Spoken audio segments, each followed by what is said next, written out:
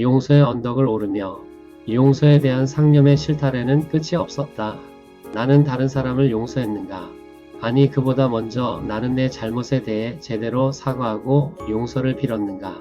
생각이 꼬리에 꼬리를 물었다.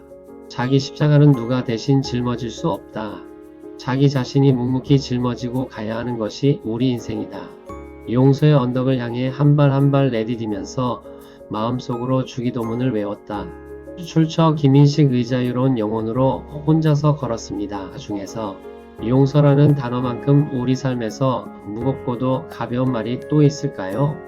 무겁다고 하는 이유는 그것이 우리의 마음 깊은 곳에 있는 상처와 아픔을 건드리기 때문입니다. 가볍다고 하는 이유는 진정한 용서가 이루어졌을 때 우리 마음에 찾아오는 평안과 자유로움 때문이지요. 용서는 단순히 괜찮다고 말하는 것이 아닙니다. 그것은 우리 안에 있는 분노와 원망을 내려놓는 과정입니다. 마치 무거운 짐을 어깨에서 내려놓듯 용서는 우리를 자유롭게 해주는 선물입니다. 여러분도 오늘 작은 용서부터 시작해 보시기 바랍니다. 작은 실수나 상처에 대해 마음을 열어보시기 바랍니다. 우리는 종종 다른 사람을 용서하기 전에 자신을 용서해야 함을 잊고 살아갑니다. 자신에게 가장 엄격한 재판관이 되어 끊임없이 자책하고 후회합니다. 왜 그때 그렇게 했을까?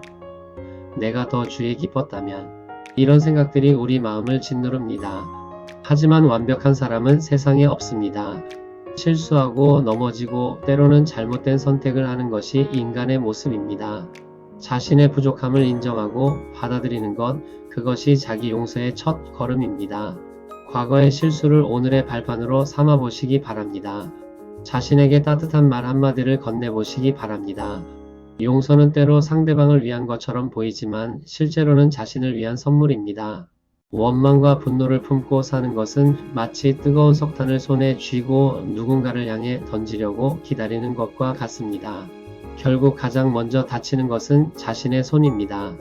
용서하지 못하는 마음은 우리의 영혼을 병들게 하고 새로운 관계를 맺는데도 방해가 됩니다. 반면 용서를 선택하면 마음의 평안이 찾아옵니다. 새로운 시작을 위한 여유가 생깁니다. 용서는 상대방의 잘못을 정당화하는 것이 아닙니다. 오히려 그 잘못으로부터 자신을 자유롭게 하는 선택입니다. 용서의 힘을 믿어보시기 바랍니다. 용서의 길은 결코 쉽지 않습니다. 때로는 용서했다고 생각했는데 다시 분노가 올라오기도 합니다. 상처가 깊을수록 배신의 아픔이 클수록 용서는 더욱 어려워집니다. 하지만 용서는 단번에 완성되는 것이 아닙니다. 마치 상처가 서서히 아물어 가듯 용서도 시간과 과정이 필요합니다. 오늘은 10%만 용서할 수 있어도 괜찮습니다.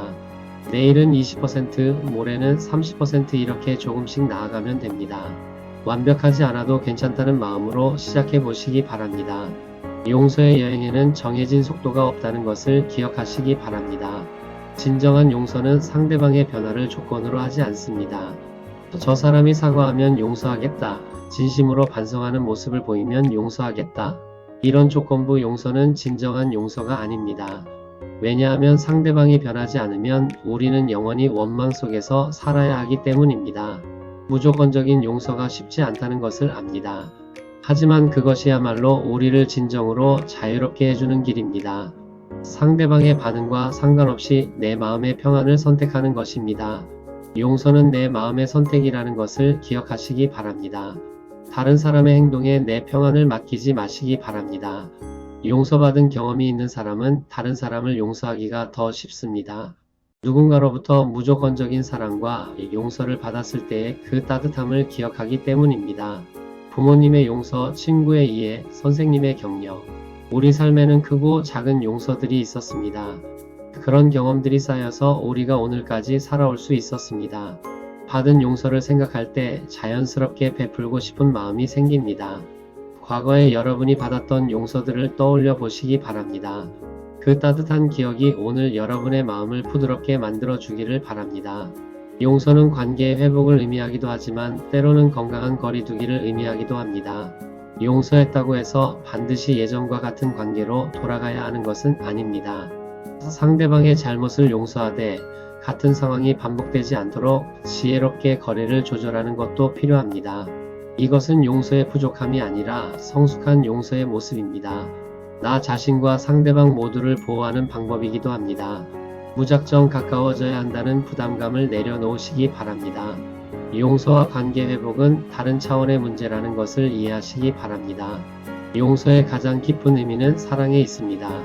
미워할 만한 이유가 있음에도 불구하고 사랑을 선택하는 것입니다. 이는 감정이 아닌 의지의 선택입니다.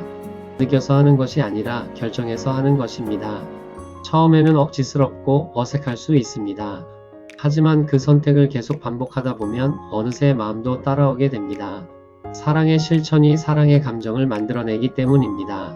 미운 사람을 위해 기도해 보시기 바랍니다. 작은 관심이라도 보여주려고 노력해 보시기 바랍니다. 의지의 선택이 마음의 변화를 가져다 줄 것입니다. 용서하기 어려운 상황일수록 우리는 더 큰 도움이 필요합니다. 혼자서는 할 수 없는 일들이 있습니다.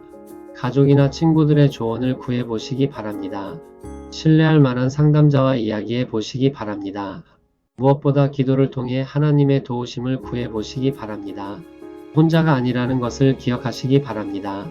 많은 사람들이 여러분의 아픔을 이해하고 함께 걸어갈 준비가 되어 있습니다. 도움을 요청하는 것이 약함이 아니라 용기라는 것을 알아주시기 바랍니다.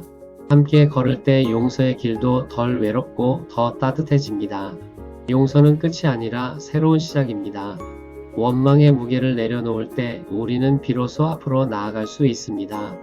과거에 매여있던 에너지가 미래를 향해 흐르기 시작합니다.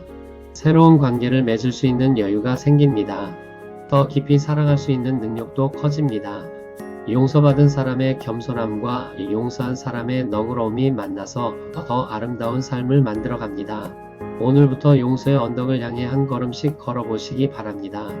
그 길 위에서 진정한 자유와 평안을 만나게 되실 것입니다. 용서는 선물입니다. 받기도 하고 주기도 하는 가장 아름다운 선물 말입니다. 서로 친절하게 하며 불쌍히 여기며 서로 용서하기를. 하나님이 그리스도 안에서 너희를 용서하심과 같이 하라. 에베소서 4장 32절 말씀.